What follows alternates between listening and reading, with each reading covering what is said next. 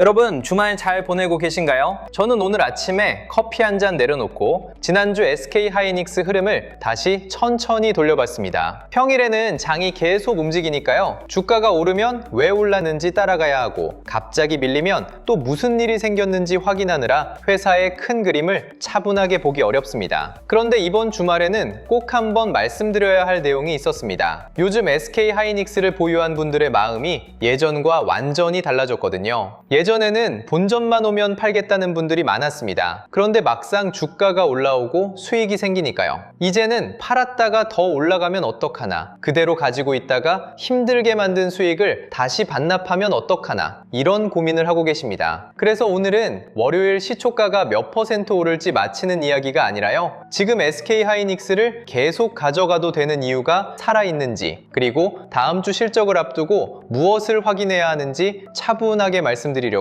카메라를 켰습니다. 주식을 해보신 분들은 아시겠지만요. 손실일 때만 힘든 게 아닙니다. 수익이 생긴 뒤부터 더 어려워지는 경우도 많습니다. 손실일 때는 본전이라는 목표가 하나라도 있죠. 그런데 수익이 나기 시작하면 어디까지 기다려야 할지 기준이 사라집니다. 조금 팔자니 더 오를 것 같고요. 그대로 두자니 수익이 줄어들까 겁이 납니다. 특히 SK하이닉스처럼 짧은 기간에도 변동이 크게 나오는 종목은 작은 흔들림 하나에도 마음이 급해집니다. 어제는 더 사야 할 것 같았는데요. 오늘 조금 밀리면 전부 정리하고 싶어집니다. 이렇게 가격이 움직일 때마다 판단까지 바뀌면 결국 가장 불리한 자리에서 움직이게 됩니다. 그래서 지금 필요한 건 확신을 더 크게 만드는 게 아닙니다. 무슨 일이 생기면 계속 보유하고 어떤 변화가 나타나면 생각을 다시 해야 하는지 기준을 세우는 겁니다. 몇 년 전만 해도 SK하이닉스를 지금처럼 이야기하는 사람은 많지 않았습니다. 반도체 겨울이 길어질 거라는 말이 나왔고요. 메모리는 결국 가격 경쟁이라 오래 돈을 벌 수 없다는 평가도 많았습니다. 재고가 쌓이면 가격이 떨어지고 가격이 밀리면 이익이 순식간에 사라지는 회사라고 봤죠. 좋은 실적이 나와도 다음 분기부터 꺾일 거라는 말이 따라붙었습니다. 그 시절을 버텨보신 분들은 아실 겁니다. 계좌에 찍힌 손실보다 주변에서 계속 들려오는 부정적인 말이 더 힘들 때가 있었다는 걸요. 그런데 지금은 완전히 달라졌습니다. 어디를 가도 인공지능을 이야기하고요. HBM이라는 단어를 모르는 투자자가 거의 없습니다. SK하이닉스는 경기만 타는 메모리 기업이 아니라 인공지능 시대의 핵심 기업으로 불리고 있습니다. 회사가 달라졌고 시장이 회사를 바라보는 기준도 달라진 겁니다. 그런데 모두가 좋다고 이야기하기 시작한 지금부터는 오히려 더 냉정해져야 합니다. 예전에는 적자에서 벗어나는 것만으로도 주가가 크게 반응했습니다. 지금은 사상 최대 실적이 나와도 시장 기대를 넘어서지 못하면 주가가 밀릴 수 있습니다. 회사가 못해서가 아닙니다. 투자자들이 이미 엄청난 결과를 기대하고 있기 때문입니다. 기대가 낮을 때는 작은 변화도 놀라운 일이 되지만요. 기대가 높아진 뒤에는 좋은 결과조차 당연한 일처럼 받아들여집니다. 지금 SK하이닉스가 서 있는 자리가 바로 그렇습니다. 실적이 좋으냐 나쁘냐보다요. 좋아지는 속도가 계속 유지될 수 있느냐를 확인하는 구간입니다. SK하이닉스의 실적이 이렇게 달라진 중심에는 HBM이 있습니다. 인공지능 가속기는 엄청난 양의 데이터를 짧은 시간에 처리해야 합니다. 연산장치가 아무리 빨라도 메모리에서 데이터를 늦게 보내면 기다리는 시간이 생깁니다. 비싼 가속기를 설치하고도 제대로 활용하지 못하게 되는 거죠. 그래서 가속기 가까이에 붙어서 대량의 데이터를 빠르게 공급하는 HBM의 가치가 커졌습니다. 예전에는 연산장치가 주인공이고 메모리는 옆에서 도와주는 부품처럼 여겨졌는데요. 지금은 메모리가 부족하면 인공지능 서버 자체를 충분히 만들지 못합니다. 메모리가 시스템의 속도를 제한하는 중요한 부품으로 올라온 겁니다. SK하이닉스가 단순한 메모리 회사를 넘어 인공지능 인프라 기업으로 평가받는 이유도 여기 있습니다. 다만 HBM 시장이 좋다는 이야기만 반복해서는 투자에 도움이 되지 않습니다. 중요한 건 SK하이닉스가 왜 앞서 있는가입니다. 제품을 다른 회사보다 먼저 만들었다는 사실도 중요하지만요. 더 큰 차이는 실제로 대량 생산을 해봤다는 데 있습니다. 연구실에서 성능이 좋은 제품을 만드는 것과 고객이 원하는 수량을 약속한 날짜에 안정적으로 공급하는 건 전혀 다른 일입니다. HBM은 여러 개의 메모리 칩을 수직으로 쌓습니다. 칩을 얇게 만들고요. 정확하게 연결한 뒤 10가지 안정적으로 처리해야 합니다. 생산량을 늘릴수록 작은 오차가 불량으로 이어질 가능성도 커집니다. SK하이닉스는 여러 세대 제품을 양산하면서 이런 시행착오를 먼저 겪었습니다. 고객 입장에서는 속도표에 적힌 숫자만큼이나 실제 공급 경험을 중요하게 볼 수밖에 없습니다. 지금 HBM 경쟁의 기준도 달라지고 있습니다. 처음에는 무조건 얼마나 빠른지가 중요했습니다. 이제는 속도만 올려서는 안 됩니다. 전력 사용량을 줄여야 하고요. 여러 층을 쌓은 칩에서 발생하는 열을 안정적으로 빼내야 합니다. 데이터 센터가 커질수록 전기료와 냉각기 부담도 함께 커집니다. 성능이 좋더라도 전기를 너무 많이 먹고 열이 지나치게 발생하면 고객의 운영비가 올라갑니다. 결국 고객이 원하는 제품은 가장 화려한 숫자를 가진 제품이 아니라요. 같은 비용으로 더 많은 작업을 처리할 수 있게 해주는 제품입니다. SK하이닉스가 차세대 제품에서 전력 효율과 열 관리 기술을 계속 강조하는 이유가 여기에 있습니다. 최근 공개된 HBM4E 역시 이 흐름 안에서 봐야 합니다. 속도가 빨라졌다는 사실만 볼 게 아니라요. 생산량을 늘려도 안정적인 품질을 유지할 수 있는지, 고객이 원하는 일정에 맞춰 인증과 양산이 진행되는지를 확인해야 합니다. 시제품을 전달했다는 소식과 실제 대규모 매출이 발생한다는 건 다른 단계입니다. 샘플을 보낸 뒤 고객이 성능과 안정성을 검증하고요. 그 검증을 통과한 제품이 실제 가속기 생산 일정에 맞춰 납품돼야 매출로 잡힙니다. 그래서 앞으로는 개발했다는 발표보다 고객 인증이 언제 끝나는지, 양산이 어느 시점에 시작되는지가 중요합니다. 엔비디아와의 관계도 같은 관점에서 봐야 합니다. 단순히 엔비디아의 메모리를 많이 공급한다는 정도로 생각하면 중요한 부분을 놓칩니다. 더 의미 있는 변화는 다음 제품을 설계하는 단계부터 협력한다는 겁니다. 엔비디아가 차세대 가속기를 만들 때 필요한 대역폭과 용량, 전력과 열 관리 조건을 미리 공유하고요. SK하이닉스는 그 요구에 맞춰 메모리를 준비할 수 있습니다. 제품이 모두 완성된 뒤 납품 경쟁을 벌이는 게 아니라 고객의 다음 제품 안으로 먼저 들어가는 구조입니다. 이렇게 공동 설계가 깊어질수록 공급사를 바꾸는 데 필요한 시간과 비용도 커집니다. 다른 제품으로 교체하려면 연결 구조와 패키징, 발열과 전력까지 다시 검증해야 할 수 있기 때문입니다. 그렇다고 엔비디아와의 관계만 믿고 안심해서는 안 됩니다. 고객이 한쪽에 너무 집중되면 그 고객의 일정이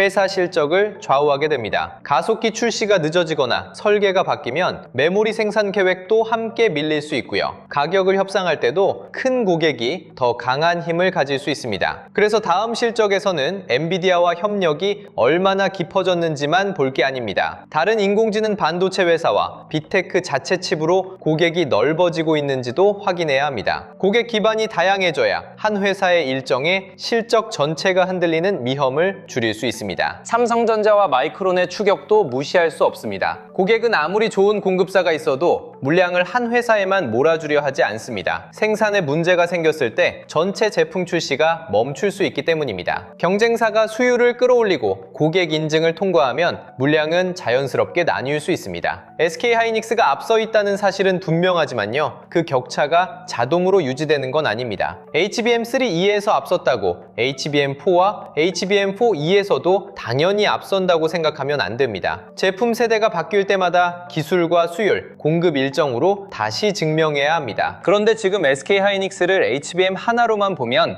회사의 변화 절반만 보는 겁니다. 인공지능 서버에는 가장 빠른 메모리 하나만 들어가는 게 아닙니다. 가속기 가까이에는 HBM이 필요하고요. 중앙 처리 장치와 가속기 주변에는 대용량 시스템 메모리가 필요합니다. 모델과 기업 자료, 사용자 데이터를 저장하려면 빠른 기업용 SSD도 있어야 합니다. 모든 데이터를 비싼 HBM에 올려둘 수는 없습니다. 자주 쓰는 데이터와 곧 사용할 데이터, 오랫동안 저장할 데이터를 각각 다른 장치에 나눠야 비용을 낮출 수 있습니다. SK하이닉스가 소캠2와 서버용 D램, 기업용 SSD까지 함께 준비하는 이유가 바로 이것입니다. 소캠2는 사람들이 생각하는 것보다 중요한 제품이 될 수 있습니다. HBM보다 속도는 느리지만요. 큰 용량을 상대적으로 낮은 전력으로 제공할 수 있습니다. 가속기가 당장 계산해야 하는 데이터는 HBM에 올리고요. 조금 뒤에 사용할 대규모 데이터는 소캠2 게이속2 같은 시스템 메모리에 둘 수 있습니다. 이런 구조가 자리 잡으면 가속기 한 대가 판매될 때 HBM 매출만 생기는 게 아닙니다. 시스템 메모리까지 함께 공급할 수 있습니다. 고객 한 곳에서 발생하는 매출의 범위가 더 넓어지는 겁니다. 기업용 SSD도 마찬가지입니다. 인공지능 학습에는 엄청난 데이터가 필요하지만요. 실제 서비스가 시작된 뒤에는 기업 문서와 영상, 사용자의 질문과 과거 기록을 계속 불러와야 합니다. 저장 장치가 느리면 비싼 가속기가 데이터를 기다리게 됩니다. 고객이 가속기를 계속 추가하는 것도 방법이지만 비용이 너무 큽니다. 기존 장비가 쉬지 않고 일하도록 저장 장치의 속도를 높이는 편이 더 경제적일 수 있습니다. SK하이닉스와 솔리다임의 기업용 SSD 사업을 함께 봐야 하는 이유입니다. 인공지능 수요가 HBM에서 시작해 서버용 D램과 낸드까지 번질 수 있습니다. 이런 제품들이 실제 매출로 연결된다면 SK하이닉스의 실적 구조도 달라질 수 있습니다. 지금은 HBM이 워낙 큰 이익을 만들고 있어서 한 제품에 시장에 관심이 몰려 있습니다. 그런데 시스템 메모리와 기업용 SSD까지 함께 성장하면요, HBM 가격이 언젠가 안정되더라도 다른 제품이 이익을 보완할 수 있습니다. 과거처럼 범용 D램 가격 하나에 회사 전체 실적이 크게 흔들리는 구조에서 조금씩 벗어날 수 있는 겁니다. 다만 제품을 공개했다는 사실만으로 이런 변화가 완성되는 건 아닙니다. 고객 인증과 양산, 반복 주문이 실제 숫자로 나타나야 합니다. 생산시설 투자도 이 흐름과 연결됩니다. 회사는 밀려드는 주문을 실제 매출로 바꾸려면 생산할 공간과 장비를 확보해야 합니다. 고객이 아무리 많은 물량을 주문해도 만들지 못하면 그 기회는 경쟁사로 넘어갑니다. 그래서 수요가 강할 때 먼저 투자하는 건 필요합니다. 하지만 반도체 투자에는 항상 위험도 따라옵니다. 공장을 짓고 장비를 넣은 뒤 수요를 안정시키기까지 긴 시간이 필요하고요. 그동안 감가상각비와 인건비는 먼저 발생합니다. 예상한 수요가 늦어지면 비싼 공장이 충분히 가동되지 못한 채 비용만 늘어날 수 있습니다. 과거 메모리 사이클이 무너진 과정도 비슷했습니다. 가격이 좋고 물량이 부족할 때 여러 회사가 동시에 생산 시설을 늘렸습니다. 그런데 새 공장이 완성될 무렵 수요가 둔화됐고요. 생산량이 한꺼번에 늘면서 가격이 빠르게 떨어졌습니다. HBM은 일반 D램보다 생산이 복잡하고 고객 인증도 필요하기 때문에 공급이 단숨에 늘어나기 어렵습니다. 그렇다고 사이클 자체가 사라졌다고 보면 안 됩니다. 경쟁사의 수율이 올라가고 생산 능력이 커지면 고객에게 선택지가 늘어납니다. 물량 부족이 완화되면 가격 협상력도 지금보다 약해질 수 있습니다. 그래서 다음 실적에서 중요한 건 올해 물량이 모두 팔렸다는 설명만이 아닙니다. 새 공장이 본격적으로 돌아가는 시점에도 주문이 충분한지, 차세대 가속기에 들어갈 제품 협의가 어디까지 진행됐는지, 고객이 원하는 수량이 회사 생산 능력보다 계속 많은지를 들어야 합니다. 지금 부족하다는 사실보다요. 부족한 상황이 얼마나 오래 이어질지가 주가에는 더 중요할 수 있습니다. 제품 가격도 같이 봐야 합니다. 지금은 HBM이 부족하기 때문에 고객이 높은 가격을 지불하고 있습니다. 하지만 공급사가 늘어나고 생산 수율이 좋아지면 가격 상승 속도는 낮아질 수 있습니다. 판매량은 증가하는데 제품 가격이 내려가면 매출은 늘어도 이익률은 낮아질 수 있습니다. 시장이 지금과 같은 높은 수익성을 계속 기대하고 있다면요, 작은 변화만 나와도 주가가 크게 흔들릴 수 있습니다. 많이 파는 것과 많이 남기는 건 다른 이야기입니다. 이게 좋은 실적이 나와도 주가가 떨어질 수 있는 이유입니다. 회사가 엄청난 돈을 벌었다는 사실을 시장은 이미 알고 있습니다. 중요한 건 시장이 예상했던 것보다 더 많이 벌었는지, 다음 분기에도 그 속도가 이어질 수 있는지입니다. 모두가 사상 최대 실적을 기대하고 있다면 실제로 큰 숫자가 나와도 놀랍지 않을 수 있습니다. 반대로 실적은 예상과 비슷해도 HBM4E 일정이 빨라지고요, 새로운 고객과 시스템 메모리 매출이 늘어난다는 설명이 나오면 시장은 다음 해의 이익을 먼저 계산할 수 있습니다. 실적 발표 뒤 주가가 바로 오르지 않는다고 실망하실 필요도 없습니다. 좋은 결과를 기다렸던 자금이 발표 직후 수익을 확정할 수 있습니다. 기관들은 회사가 설명한 내용을 며칠 동안 다시 계산한 뒤 움직이기도 하고요. 주가가 밀려도 고객 주문과 제품 일정이 강하다면 기대를 소화하는 과정일 수 있습니다. 반대로 주가는 버티는데 회사가 제시한 다음 전망이 약해졌다면 더 주의해야 합니다. 가격보다 내용이 먼저입니다. SK하이닉스를 오래 보유하신 분들은 여기까지 오는 동안 정말 많은 말을 견디셨을 겁니다. 반도체 겨울이 끝나지 않을 거라는 이야기, HBM 경쟁력이 오래가지 못할 거라는 이야기, 이미 너무 많이 올랐다는 말을 계속 들었겠죠. 있었겠죠? 그 시간을 견딘 건 분명 대단한 일입니다. 하지만 과거에 오래 버텼다는 사실이 앞으로의 수익을 보장해주지는 않습니다. 기다림에도 이유가 있어야 합니다. 제품 일정과 고객 주문, 수익성이 계속 살아있다면 기다림은 투자입니다. 그 근거가 사라졌는데도 본전이나 욕심 때문에 붙잡고 있다면 기다림이 아니라 미련이 될 수 있습니다. 수익이 난 분들은 전부 팔거나 전부 들고 가는 두 가지 선택만 있다고 생각하지 않으셔도 됩니다. 내 비중이 너무 커서 작은 변동에도 잠을 못 잔다면 일부를 조절할 수 있고요. 실적과 전망을 확인할 물량은 남겨둘 수도 있습니다. 중요한 건 다른 사람의 목표가가 아닙니다. 내 계좌가 어느 정도 흔들림까지 감당할 수 있느냐입니다. 회사가 좋아도 비중이 지나치게 크면 작은 조정이 생활 전체의 불안으로 이어집니다. 좋은 회사를 오래 가지고 가려면 오래 버틸 수 있는 구조로 만들어야 합니다. 신규로 들어가려는 분들은 더 조급할 수 있습니다. 지금 사지 않으면 다시는 기회가 없을 것 같고요. 실적 발표 뒤 급등하면 놓치는 게 아닐까 걱정됩니다. 그런데 회사가 계속 성장한다면 기회는 한 번의 시초가에만 존재하지 않습니다. 실적 발표 전 기대만 보고 모든 자금을 한꺼번에 넣기보다요. 회사가 제시하는 다음 전망을 확인할 여유를 남겨두는 편이 낫습니다. 좋은 회사와 지금 어떤 가격에서도 사도 되는 주식은 같은 말이 아닙니다. 이번 실적에서는 복잡한 숫자를 전부 외우실 필요가 없습니다. HBM 판매가 늘어나는 동안 높은 수익성이 유지되는지, HBM4와 HBM4E 일정이 계획대로 진행되는지, 엔비디아 외 고객으로 공급이 넓어지는지, 소캠2와 기업용 SSD가 실제 매출로 이어지는지, 생산시설 투자가 확인된 주문에 맞춰 진행되는지만 들으시면 됩니다. 이 질문에 대한 답이 좋다면 SK하이닉스가 인공지능 메모리 선두기업이라는 평가도 계속 힘을 받을 수 있습니다. 회사가 번 돈을 어디에 사용하는지도 봐야 합니다. 생산시설과 첨단 패키징에 얼마나 투자하는지, 부채를 줄이는데 얼마를 쓰는지, 주주에게 어느 정도를 돌려주는지에 따라 기업 가치의 질이 달라집니다. 투자를 무조건 크게 한다고 좋은 것도 아니고요. 당장 주주 환원만 늘린다고 좋은 것도 아닙니다. 필요한 투자를 놓치지 않으면서 과잉 투자를 피하고 회사의 성장과 주주의 몫을 함께 지키는 균형이 필요합니다. 주말에는 장이 멈춰 있어서 오히려 생각이 많아질 수 있습니다. 월요일에 오를까? 실적 전에 팔아야 할까? 다시 조정이 나오면 어떡할까? 계속 고민하게 됩니다. 그런데 차트를 여러 번 본다고 월요일 가격이 보이는 건 아닙니다. 이번 주말에는 가격을 맞추려고 하기보다요. 내가 무엇을 확인할지를 정해두셨으면 좋겠습니다. 실적이 좋다는 말에 흥분하지 않고 주가가 흔들린다는 이유로 회사의 방향까지 부정하지 않도록 기준을 준비하는 겁니다. 혹시 계좌를 열 때마다 수익보다 걱정이 먼저 든다면요. 욕심이 많아서가 아닐 수 있습니다. 힘들게 만든 수익을 지키고 싶은 마음이 생긴 겁니다. 그 마음은 너무 자연스럽습니다. 다만 두려움이 판단을 대신하게 두지는 마세요. 내가 감당할 수 있는 비중과 회사가 보여줘야 할 결과를 미리 정해두면요. 주가가 흔들려도 내 판단까지 함께 흔들리지는 않습니다. SK하이닉스의 다음 구간을 결정하는 건 지금까지 얼마나 많이 올랐느냐만은 아닙니다. 인공지능 시스템이 더 많은 데이터를 처리하면서 메모리의 가치가 계속 높아지는지, 그리고 SK하이닉스가 고객과 함께 다음 세대 제품의 기준을 만들고 있는지가 중요합니다. 이 답은 믿음만으로 정해지지 않습니다. 제품 출시 일정과 고객 주문, 수익성의 변화가 보여주게 됩니다. 이번 토요일만큼은 얼마까지 갈지 잠시 내려놓으셨으면 좋겠습니다. 다른 사람의 수익과 내 계좌를 비교하면서 조급해하지 마시고요. 조정이 두렵다는 이유로 회사가 가진 가능성을 미리 포기하지도 마세요. SK하이닉스와 긴 시간을 함께 걸어오신 분이라면 이미 알고 계실 겁니다. 좋은 투자는 가장 크게 오른다고 외치는 데서 만들어지는 게 아닙니다. 회사가 보여줘야 할 것을 끝까지 확인하고요. 내 계좌가 버틸 수 있는 방식으로 함께 가는 데서 만들어집니다. 자, 여기서부터는 꼭 말씀드리고 싶은 내용이 있습니다. 지금 뭘 해야 할지 모르겠는 분들, 특히 주식 투자를 시작한 지 얼마 안 된 분들은 여기부터 집중해서 들어주세요. 현재 시장을 보면 돈이 레버리지 상품 쪽으로 과하게 몰려 있습니다. 그동안 삼성전자와 SK하이닉스가 코스피 전체를 끌어올렸는데요. 여기에 레버리지 수급까지 복잡하게 얽히면서 주가는 올라갈 때 상한가에 제대로 가지 못하고 내려갈 때는 훨씬 빠르게 밀리고 있어요. 이럴 때 가장 위험한 생각이 뭔지 아세요? 이렇게 많이 떨어졌으니까 조금만 기다리면 다시 오르겠지. 바로 이 생각입니다. 제가 썸네일을 조금 자극적으로 만들고 제목도 강하게 잡는 이유가 있어요. 좋은 이야기를 하면 사람들이 찾아서 봅니다. 그런데 조심해야 한다거나 지금 위험하다는 이야기를 하면 잘 보지 않아요. 보고 싶은 것만 보고 듣고 싶은 이야기만 들으려고 하죠. 하지만 주식시장은 내가 보고 싶은 방향으로만 움직여주지 않습니다. 지금 내 종목이 어디에 있고 내 계좌가 얼마나 위험한 상태인지 현실부터 제대로 봐야 해요. 그래야 손실이 더 커지는 걸 막고 다음 기회가 왔을 때 움직일 수 있습니다. 지금 기업들의 실적이 갑자기 무너진 건 아니잖아요. 반도체 전망도 여전히 살아있고 좋은 소식도 계속 나오고 있습니다. 그런데 주가는 어떻습니까? 좋은 뉴스가 나와도 하루를 버티지 못하고 다시 떨어져요. 잠깐자 반등하나 싶으면 매물이 쏟아지고 이제 바닥인가 싶으면 또 저점을 깨버립니다. 조금이라도 주식을 해보신 분들이라면 지금 시장이 정상적으로 움직이고 있지 않다는 걸 느끼실 거예요. 이런 장에서 기업 하나만 믿고 계속 버티는 건 위험합니다. 좋은 회사와 지금 당장 주가가 오르는 회사는 다르거든요. 회사가 아무리 좋아도 시장에서 다시 사주는 돈이 들어오지 않으면 주가는 계속 눌릴 수 있습니다. 마이너스 10%에서 기다린 시간이 아까워서 버텼는데 마이너스 20%가 되고요. 거기서 또 본전 생각에 붙잡고 있다가 손실이 더 커지는 경우가 정말 많아요. 시장은 내가 얼마나 오래 기다렸는지 봐주지 않습니다. 그렇다고 지금 당장 전부 팔라는 이야기도 아니에요. 기다릴 종목은 기다려야죠. 다만 왜 기다리는지, 어느 가격과 어떤 신호까지 확인할 것인지는 알고 기다려야 한다는 겁니다. 같은 마이너스 20%라도 상황은 사람마다 완전히 다릅니다. 그 종목이 계좌에서 10%를 차지하는 사람과 70%를 차지하는 사람의 대응이 같을 수 없고요. 현금을 절반 남겨둔 사람과 이미 모든 자금을 넣은 사람도 똑같이 움직이면 안 됩니다. 그래서 지금은 종목 하나의 전망만 볼 게 아니라 내 매수가와 비중, 남은 현금부터 함께 봐야 해요. 내 종목이 반도체 전체와 같이 밀리고 있는 건지 아니면 시장이 반등해도 혼자 뒤처지고 있는지도 비교해 봐야 하고요. 외국인이 선물만 잠깐 사고 빠지는 건지 현물까지 함께 사들이기 시작했는지 프로그램 매수가 장중에만 들어왔다가 사라지는지 종가까지 남아있는지 거래대금이 붙으면서 올라오는 반등인지 거래도 없이 잠깐 튀어오른 건지도 확인해야 합니다. 하루 올랐다고 하락장이 끝난 게 아니에요. 이런 변화가 함께 나타나야 그때부터 시장이 조금씩 달라지고 있다고 볼 수 있는 겁니다. 그런데 이걸 매일 혼자 확인하기가 쉽지 않죠. 외국인 수급을 보라는데 어디에서 봐야 하는지 모르겠고요. 프로그램 매매와 거래대금을 확인해도 그 숫자가 좋은 건지 나쁜 건지 판단하기 어렵습니다. 거기에 내 종목까지 계속 떨어지고 있으면 마음이 급해져요. 지금이라도 팔아야 하나 아니면 조금 더 사야 하나. 영상을 계속 찾아봐도 사람마다 말이 다르니까 오히려 더 혼란스러워지고요. 그래서 제가 지금 같은 장에서 뭘 먼저 확인하고 어떻게 대응해야 할지 막막한 분들을 위해 몇 가지 자료를 준비했는데요. 당장 하락이 더 나왔을 때 무엇부터 확인해야 하는지, 어느 신호까지는 기다려볼 수 있고 어떤 변화가 나타나면 비중을 다시 살펴봐야 하는지를 하락장 대응 가이드에 담아두었습니다. 그리고 그 기준을 내 계좌에는 어떻게 적용해야 할지 고민되는 분들을 위해 보유 종목 무료 진단도 함께 준비했어요. 보유 종목과 매수가, 현재 손익과 비중을 바탕으로 한 종목에 돈이 너무 많이 몰려있지는 않은지, 시장보다 유독 약하게 움직이는 종목은 무엇인지, 지금 계좌에서 어떤 종목부터 살펴봐야 하는지 확인하실 수 있습니다. 종목마다 똑같이 물을 타거나 한꺼번에 팔기 전에 기다려볼 종목과 반등이 왔을 때 비중을 살펴볼 종목부터 나눠보자는 겁니다. 현재 계좌를 어느 정도 점검했다면 그 다음에는 시장이 돌아섰을 때를 준비해야겠죠. 개별 종목에 다시 큰 돈을 넣기가 부담스러운 분들을 위해 반도체 상장지수 펀드